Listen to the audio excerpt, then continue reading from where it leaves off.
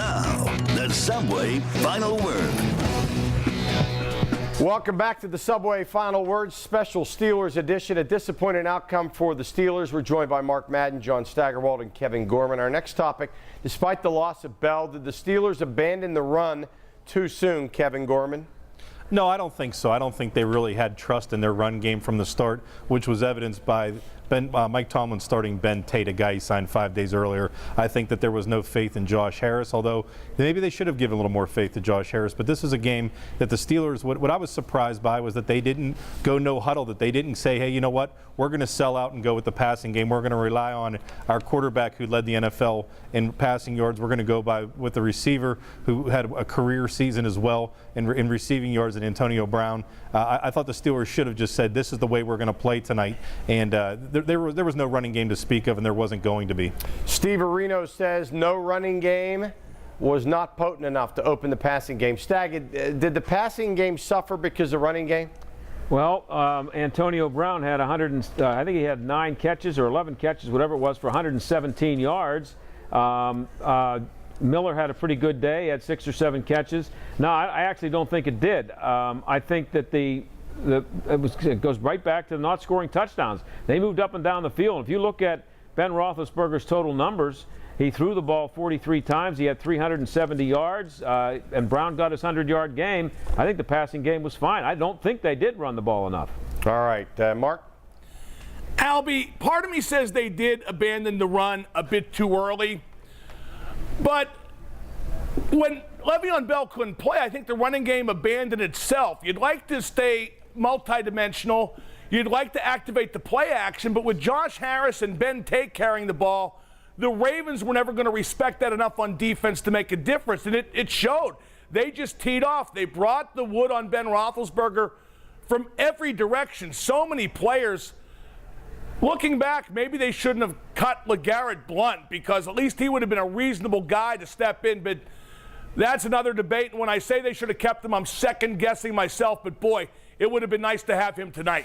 All right, our next topic, looking at the entire Steelers season. Was this season a success or a disappointment? Stag, start us off. Well, you won the AFC North. You can't call it a failure, that's for sure. If you're going to take a coach or a player's look at it, you're going to say it's always a disappointment if you don't win the Super Bowl, but that's unrealistic.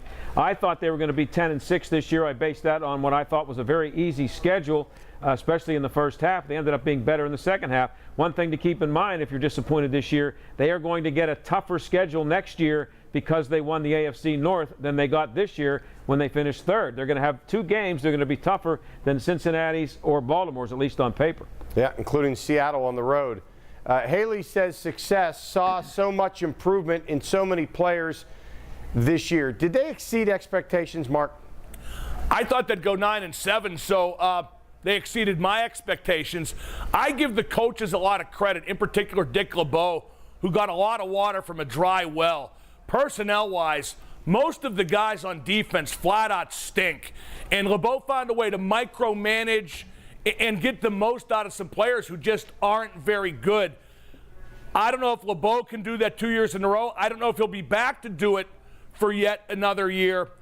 Haley did a great job in the second half of the season until tonight. And again, without Le'Veon Bell and with the Ravens dominating so much with their pass rush, I'm not sure what Haley could have done differently anyway. So to answer your question, yeah, it was a good season for the Steelers, but always disappointing to be one and done in the playoffs. Kevin Gorman, finish us off. It was a positive step forward in a lot of ways. We saw some players step into the spotlight, like Le'Veon Bell, like Antonio Brown becoming a premier player in the NFL. Ben Roethlisberger, if not resuscitated his career, once again became an elite quarterback. I mean, this is a guy, after 2 8-8 seasons, led them to 11 wins. But when you look at the soft schedule they had, when you look at they lost to the Tampa Bay Bucks and New York Jets, 2 teams that were terrible this season, and barely beat 2 other teams that had 2 and 3 wins.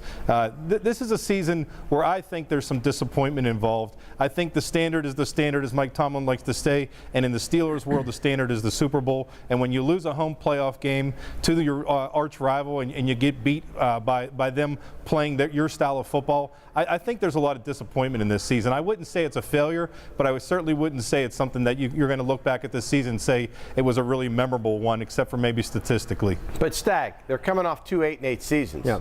and they yeah. win the division. 11-5, you win your division, you win the AFC North. But the goal isn't to win the AFC North. The goal is to win the Super Bowl. Yeah, I know, but there are a lot of. I had a lot of goals that I haven't met in my life, but I don't consider myself a failure. You can't have everything. I think you have to look at what they did with who they had, and I think 11-5 to me is overachieving based on the talent. Well, Kevin makes a real good point, though. When you lose the first-round playoff game to a divisional rival and get your butt whipped physically and get doubled up on the scoreboard, that ain't good. All right, our final topic tonight, Le'Veon Bell, Steelers MVP. Did this game show that Bell was the Steelers' true MVP? Brown and Ben were also in the discussion. Mark?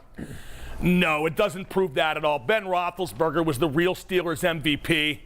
Although they should have left Gronkowski in, don't get me started on that MVP voting. If you expect a fair result to come from a football locker room, if you expect that to be anything besides a popularity contest, Albie, I'm afraid I've got some bad news. View from Askew says, awesome as he is, you can't blame an entire team's loss on the absence of one player.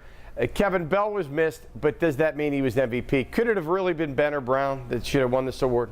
Well, Bruce Gronkowski's contributions on a couple downs when he converts a 3rd and 21 and sets the Steelers up for scoring position. That's all he played all season. I don't say if Ben Roethlisberger goes down that Bruce Gronkowski's the answer, but obviously losing Le'Veon Bell today really crushed the Steelers' running game, and it really affected their passing game that they didn't have him to throw to out of the backfield. I think it really affected Ben Roethlisberger not being able to have that safety valve. One of his interceptions was a pass to Ben Tate that went off Tate's fingertips and landed between the legs of Terrell Suggs. So I think that Bell proved how valuable he is to this team. Is he the best player on the team? No, but was he the most valuable? You can make a good argument that he was. All right. Ben Roethlisberger's contract situation is immediately a huge story going forward. Kevin, Mark, and John, thank you very much. We'll check in for your. Oh, Staggy, did I talk over you? Okay, Albie. It's after midnight. I apologize. Yeah. Do you want me to spin an emotional night? Yes, it's very emotional. All right. No, I think it's hard when you do an MVP vote, and you almost have to set the quarterback aside because your quarterback is always your most valuable player, at least in the way the NFL football is played today. But I think Antonio Brown is the best player in the National Football League right now. He's an unbelievable player when you consider his return game, what he does for the Steelers offense. I think they would have missed him a lot more than they missed Le'Veon Bell tonight. All right. Thank you for real this time. We're going to check in on your final word on the Steelers season next as this special Steelers playoff edition. Live. It's the Subway Final Word. Back after this.